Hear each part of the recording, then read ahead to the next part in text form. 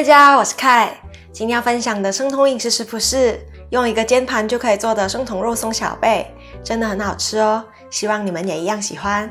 我的频道会在每周一和周四分享一款生酮、低碳、无糖的健康食谱，感兴趣的小伙伴记得订阅我的频道，并且开启小铃铛才不会错过每次的分享哦。那话不多说，我们开始吧。首先我们来准备干料，燕麦纤维20克，没有的话可以用40克杏仁粉代替。这个其实是生酮松饼的食谱，因为有人反馈做出来偏湿，所以这次会调整一下比例。我们需要黄原胶1克，真的没有的话可以用同等量的洋车前子代替。接着我们需要泡打粉3克，赤藓糖醇15克，这次没特地磨成粉也不影响口感哦。再来是55克的全蛋液，也就是1颗蛋的用量。20克淡奶油，增添点奶香和油脂。大家也可以用杏仁奶和椰奶。20克水。干料先搅拌一下，不然黄原胶可能会结块。哦对了，我忘记一件事，大家记得加点香草精增香。湿性材料也搅拌均匀，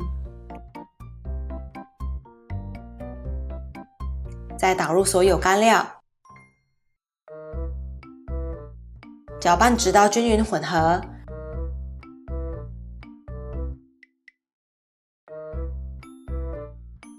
像这样，我们会用到不粘平底锅，先不要加热哦。这里有几个注意事项，为了方便，形状更规整，建议大家把面糊放入裱花袋再挤到锅上。我这次只煎了4片，裹上肉松后有点太大了，建议大家做成6片，大小更刚好。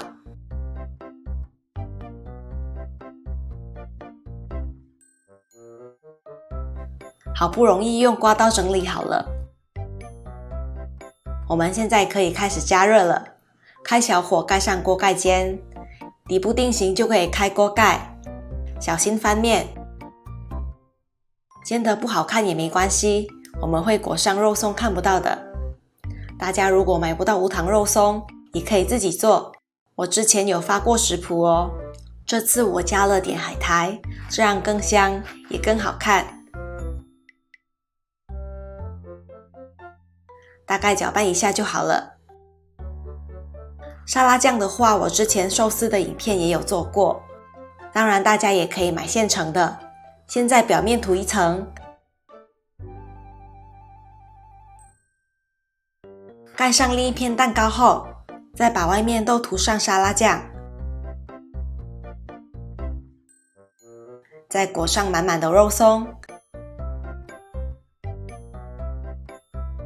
稍微按压一下表面，边边也要裹上哦。我们的生酮肉松小贝就做好了，不用烤箱，做起来真的很快。微甜的蛋糕体加上肉松和沙拉酱，真的好好吃哦。如果你喜欢这次的分享，记得为这影片点个赞。那我们过几天见咯，拜拜。